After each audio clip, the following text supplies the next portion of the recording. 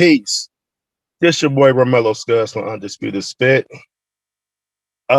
Today's episode, I want to make it very short. I want to talk about the fight that happened this past Saturday with Tank Davis versus Rolly Romero. Um, it was a TKO win for Tank Davis. That makes him 27-0, and Rolly suffered his first loss as a professional. Um, what do I think about that fight? Well, it was like how I predicted when I made the prediction last week. If you caught last week's episode, I said the fifth round, but it happened in the sixth. So Rolly did some things that I actually like. I mean, if you look at him, you still think I still think he's an amateur count. I mean, the way he was moving forward and using his elbow as a shield, it was a weird style. We already knew that Rolly had lack of skills, but he just had the gift for gab and he had the heart. So that sells. That sells in boxing. But he did better than I thought. I mean, he had some moments a little bit. He used his size to kind of like bully Tank a little bit. But I think that was a strategy for Tank because Tank is a boxer. He's a sneaky boxer. And what I mean by sneaky, he don't have to box a lot because he usually knock people out, really, technically. I think that his last time he had to box when he beat Pitbull Cruz on his last fight, because he hurt his hand. So Tank was just playing chess. He wasn't playing checkers. He knew Rolly was gonna come fast because I mean, again, they don't like each other. So Rolly came fast. He had moments. I had Rolly even up 3-2. I really did. I mean, the sixth round, Tank did something very clever and he did something very sweet. I mean, first of all, he had him in a circle, and then basically when Rolly came in, Tank just had the distance that he needed to land the left, and it landed so perfectly. So he already had his distance placed, and he left himself open. So that's what boxers do when they leave themselves open like that.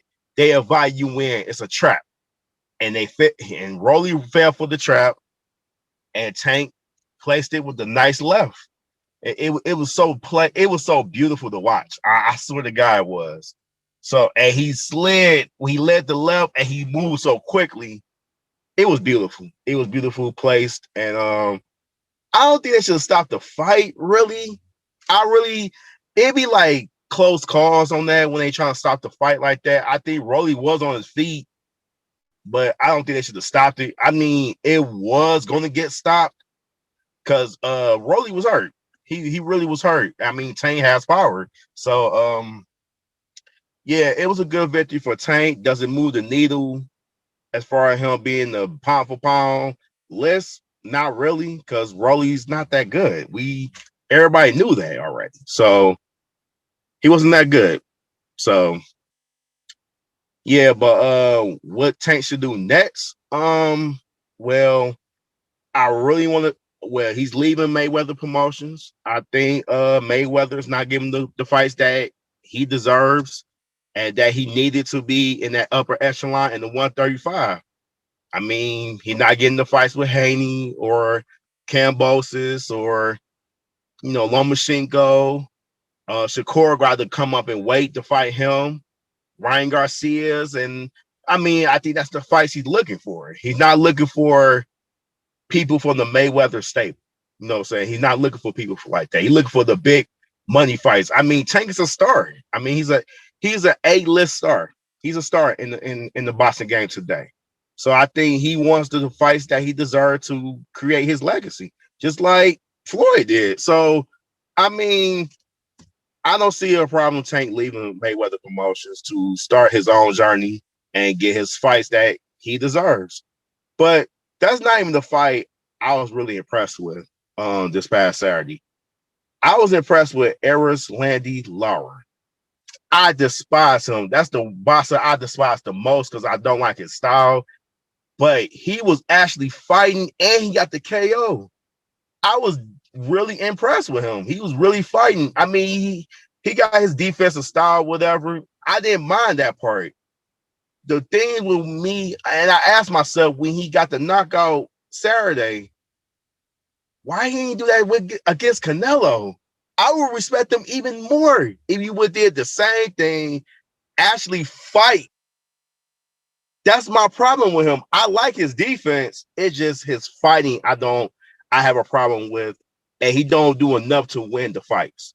Canelo, if he would have did what he did Saturday against Canelo, he would definitely probably beat Canelo. I really was impressed with him. Seriously.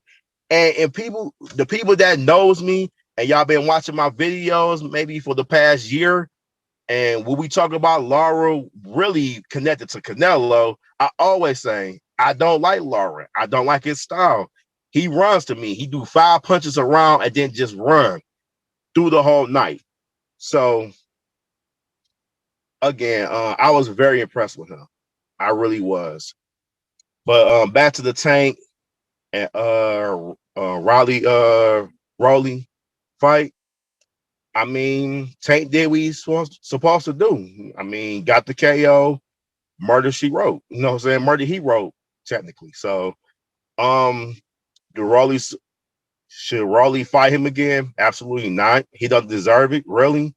I mean, he got his one shot. I was telling people, like I said in the podcast last week, it reminded me of Mitch Green, this before social media, was talking about Mike Tyson. He's a bum. He's a homo. He's this, he's that, and yada, yada, yada. Soon as you get in the ring with him, it was over. So, like I said, it was a good fight. I like the undercards. The undercards is really good.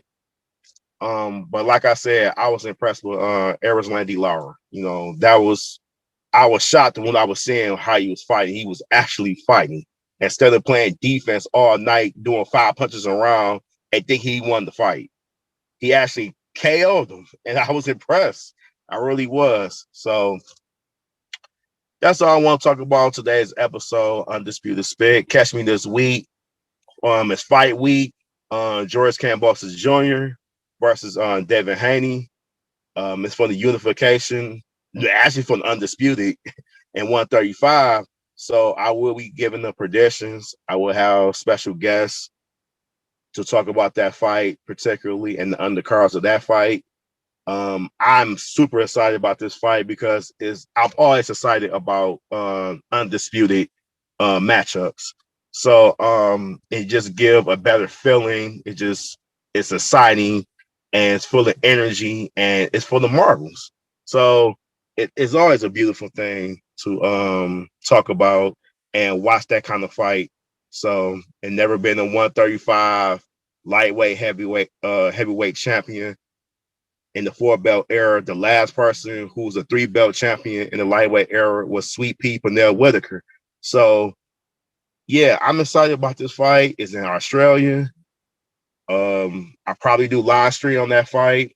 We'll see on that, but definitely this week I'm talking about that fight. It's fight week predictions. So again, catch me then. I'm Romello Skuggs signing off. Peace and blessings. One. And this is Undisputed Spit. You dig? I'd buy that for $1.